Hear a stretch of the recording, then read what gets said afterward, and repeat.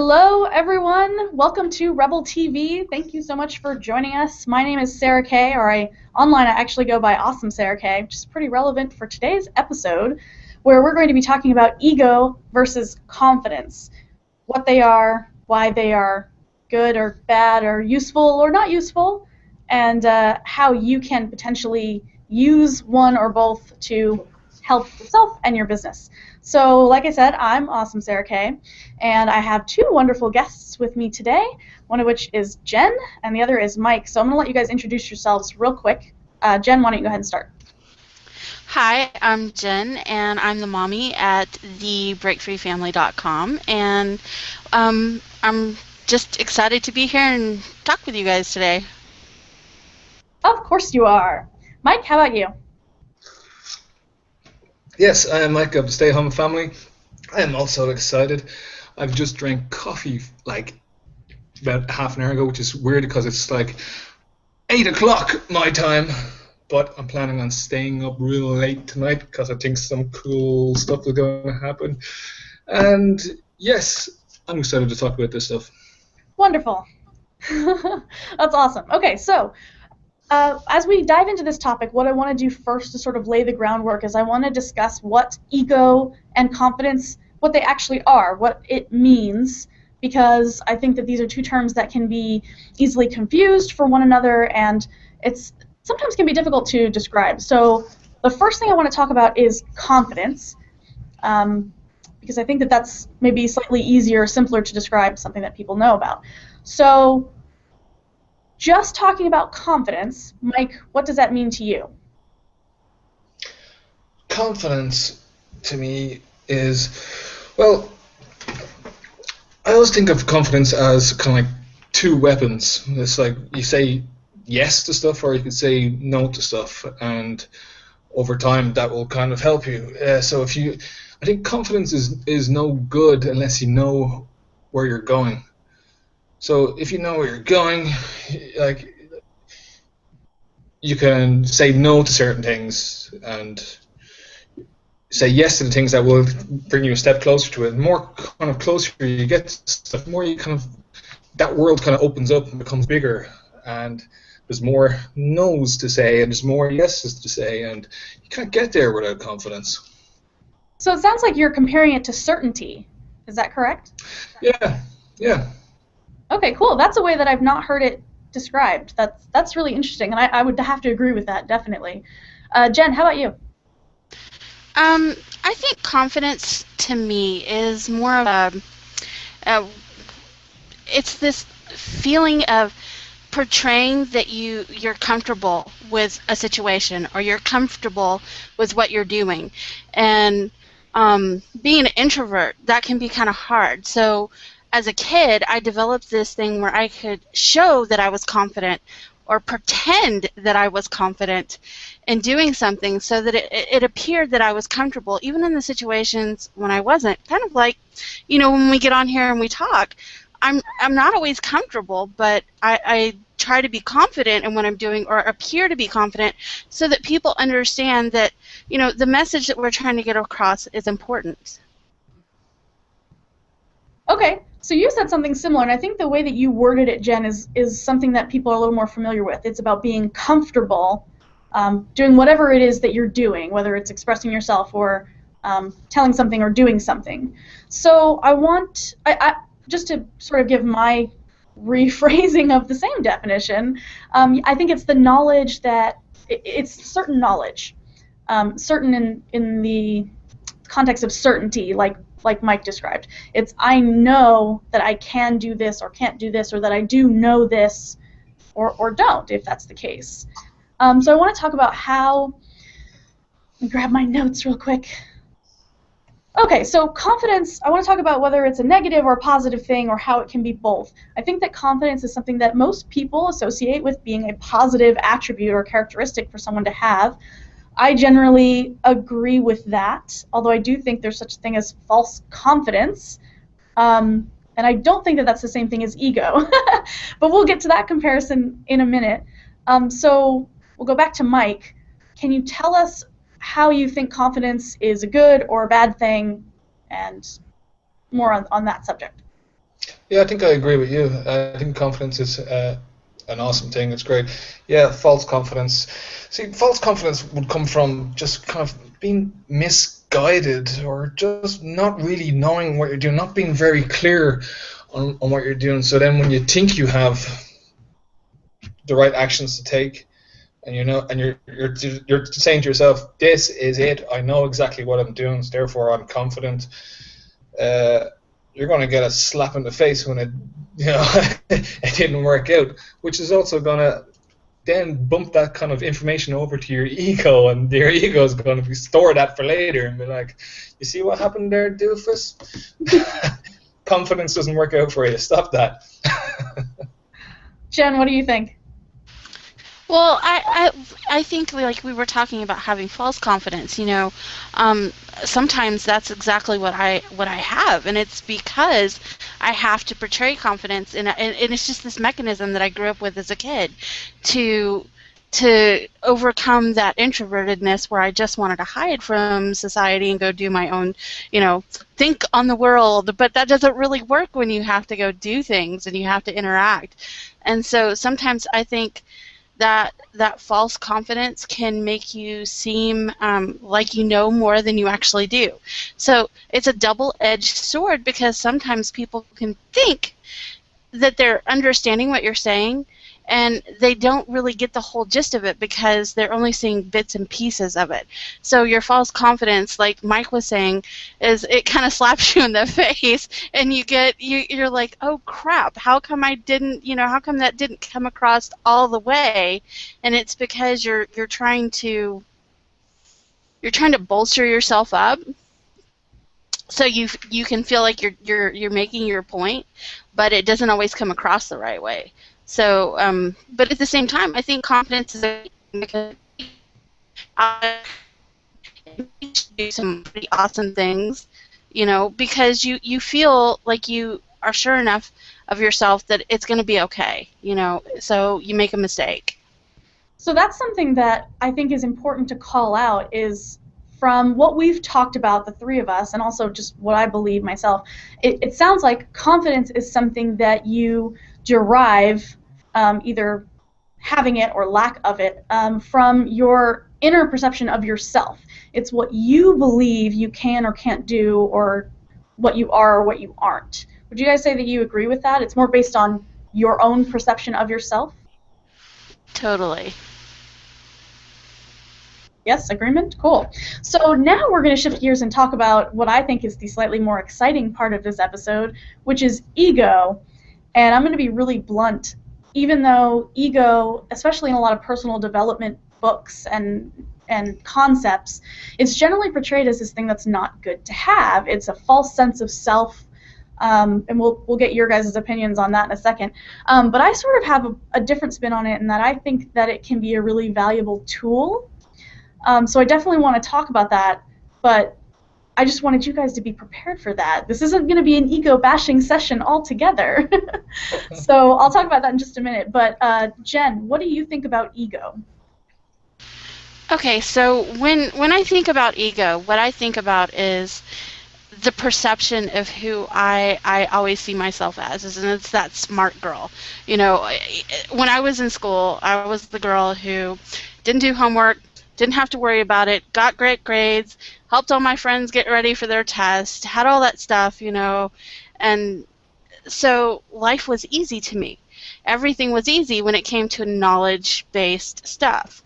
So I have that perception that I'm the smart girl, and that, it's fun, but at the same time, there are times where, I find out I'm not so smart, and I kind of get slapped in the face with that. So, but it's fun because, it just makes me realize that I can go in.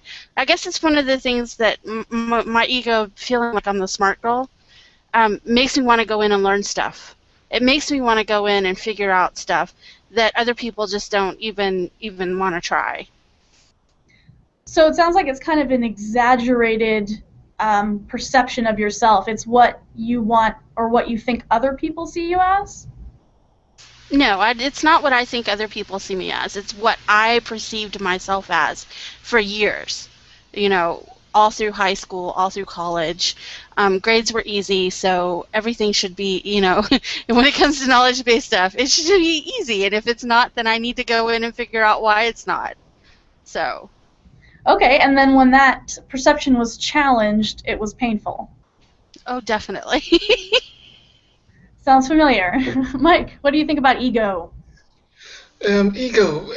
The first thing that comes to mind with ego is that story of that little bird on a branch. I don't know where this story came from. Maybe I'm making this crap up. It's like there's this little bird that comes out on a branch and he's just like tweet, tweet, tweet, tweet, and somebody is hearing this and going, wow, that's cool. Birds are chirping. I really like that. He goes outside and he's like, thanks, bird, for singing a song. You've made my day. I'm going to go write a poem, write a book, or fix the world, or something like this. And the bird is like, tweet, I'm a bird, I don't give a shit. And sit next door to this house, some guy's asleep, and he hears this tweet, tweet, tweet, and he's like, fucking birds. And he's like, where's my gun? And he goes outside, and he's like, boom, boom, boom, shut up, bird.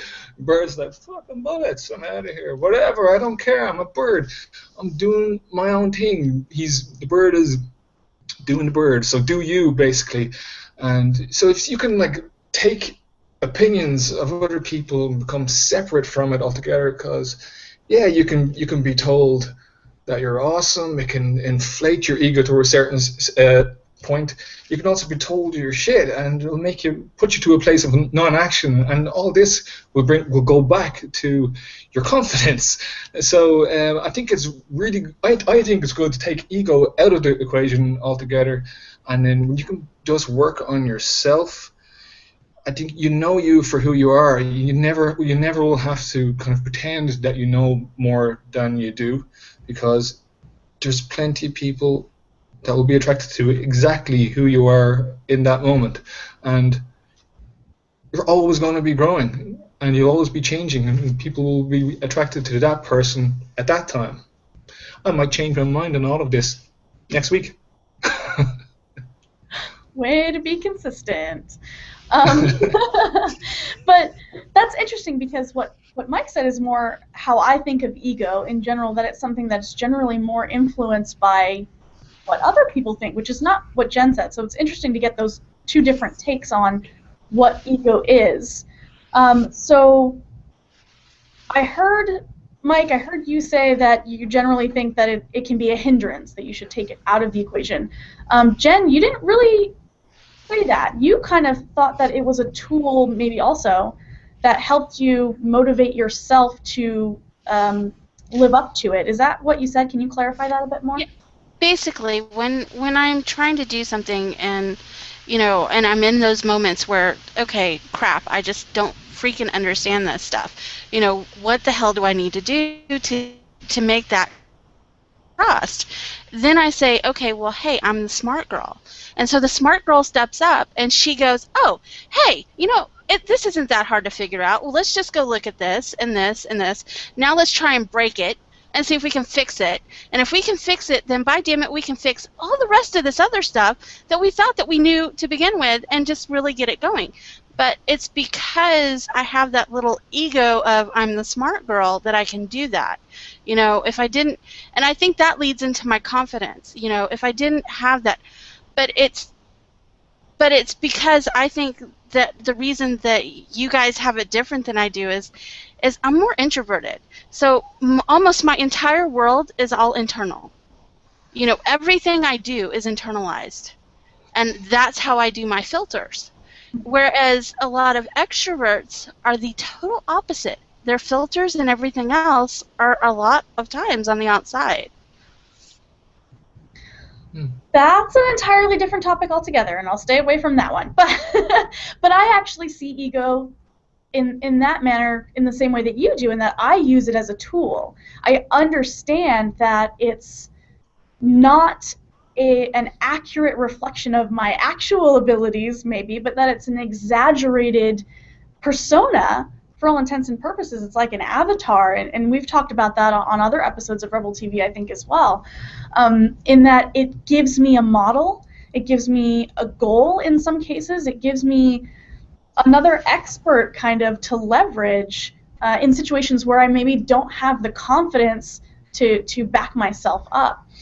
So that's how it all plays out for me. And so I would encourage people not to let the ego dictate your every move, not to be the really confused bird that Mike was talking about, because that would be really confusing to have somebody telling you you're awesome one day and then shooting at you several minutes later.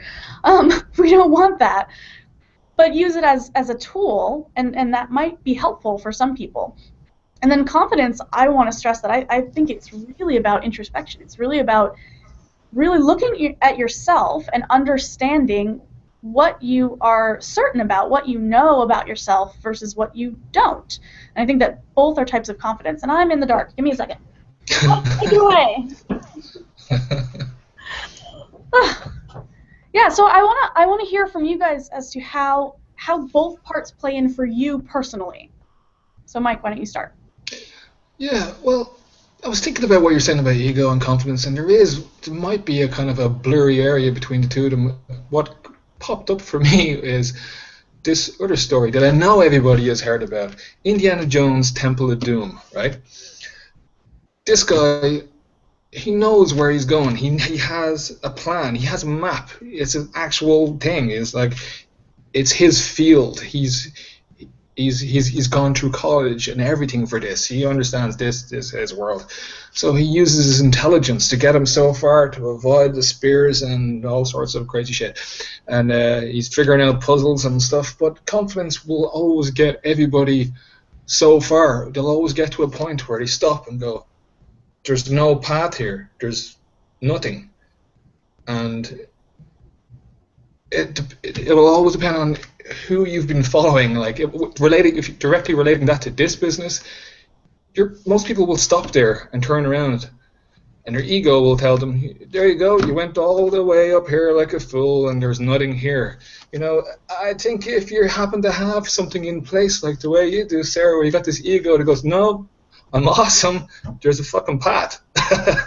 I don't know where it is. This is what happens to Indiana Jones. He can't see a path at this point in this movie. And it just comes a point where you have to take that leap of faith and know that you're not going to see the path going forward, but once you're on the other side of it, you can look back and go, there was the path. So he takes this leap of faith. There's a bridge. It turns out to be a visual illusion or something like that. But he didn't. He knew his stuff. He decided, this is my world, I understand everything about this, I have faith in myself, and I've seen it. I know this can be done, you know? That's what we do in our business. We've seen people go before us, we know it can be done. Yeah, there will always be that point where there's no path, but charge through. So you're saying that you're Indiana Jones? That's how you work it? No, I'm saying Indiana Jones is kind of like me. Okay. That was perfect. That was awesome. Before we wrap this up, Jen, I want to hear from you. Okay, repeat the question again because I got so lost in my story. Oh, wrapped up in the story. Jen is eating popcorn over there. This is a good story. Okay, now I have to remember it. So, Jen, what I wanted to know is how. You talked about it a little bit, but basically the question was, how do you use ego and confidence in turn to further yourself, to make yourself productive in life or business or whatever? Okay, well, like Mike was saying, you know, and he was describing Indiana Jones and the movie and how Indiana Jones is like himself.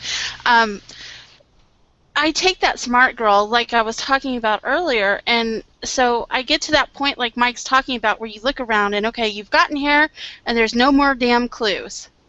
So people just go, oh, okay, and they turn around. But whereas I am at that point, you know, where I get to a spot and I go, okay, there's no more damn clues, so what do? I figure it out. There's a there's a point at which you just say, okay, well, there's got to be something around here. Somebody else has done this before. I can't be the first one, so let's find out how they did it. You know, and so I take that ego part and I do that. And then the more that I do that, the more that I continue to do that, and the more I step outside of my comfort zone, the bigger my confidence gets. The more I believe in myself. And that in turn makes it easier when I have to do things like this where I don't feel quite as confident, that I can bring that confidence because I know how it feels to the table. And so both of those can be used as a tool, especially when you're doing something like what we're doing and you're stepping out into the unknown and you're trying new things and you know you're going to fall flat on your face. You're going to need that. Yeah, I don't know. It reminds me of that that movie in Indiana Jones, or you know, the first one where he shoots the guy. You know, the guy gets overconfident and he starts doing all the swords, and you know, Indiana Jones just takes out his gun and shoots him, you know, because it's an easier way. So, you know, don't be the guy who gets overconfident and just skin yourself, you know, around, because there's always an easier way to get something done. But I think I'm going down a rabbit trail here. But basically, use your confidence to the best of your ability and use it to grow who you want to be, and take those little bits of your ego that are the person that you want to be and grow that as well. You know, use it as a tool. Don't use it as a hindrance to say, oh, I can't do this. Oh, this is just more proof that I can't. You know, if you live in that space, then that's always going to be your truth. If you want that to be your truth, then hallelujah, you're already there. Walk away. But if you don't want that to be your truth, then turn around and pick up the things that are good about yourself and start working with it. Awesome. Yeah, so I think that we're all generally in agreement that confidence, so as a wrap-up for our viewers, this is what I'm doing now. Confidence is what you know about yourself, not something that you've made up or that you think you know. And with regard to your abilities, I think. And then ego, it sounds like if to effectively utilize ego as a tool, you use it to continue pushing yourself forward. But if it's something that's holding you back or making you turn around and walk away from your goal, then it's a bad thing. Does that about sum it up? Definitely. So at this point in time, we like to keep our Rebel TV episodes short. We are going to wrap it up. I felt that was really valuable, particularly since in the home business realm, as well as lots of other areas of our lives, a lot of times we're faced with situations where we lack confidence and we don't know how to proceed. So I'm hoping that you just learned how to break through that one way or another. Look at yourself and use tools that you have readily available to you and use that to break through. So before we go away and end this episode, do you guys have any closing comments? Yeah, I think confidence starts with building in small steps. And the first step is putting your foot on the path. So when you join with us, it's like we're in a university where you're going to learn. Actually, I don't like calling it a university. I like to think of it like a gym where you exercise these, you know, marketing muscles or whatever. So I don't like the idea of sitting in a college for years and then coming out the other end going, da-da, I'm finally awesome. I like taking a little step and going, yeah, that was kind of awesome. And another step, going, awesome. Build confidence. Slowly or fast, which depends on your character. I think the gym is a much better metaphor. Jen, any closing comments? Yeah, I like that. And you know, if you want to think about it as a college or whatever, because you're coming to learn something, let me put it to you this way. And it was something that I actually heard on another call from our company that we're actually a part of.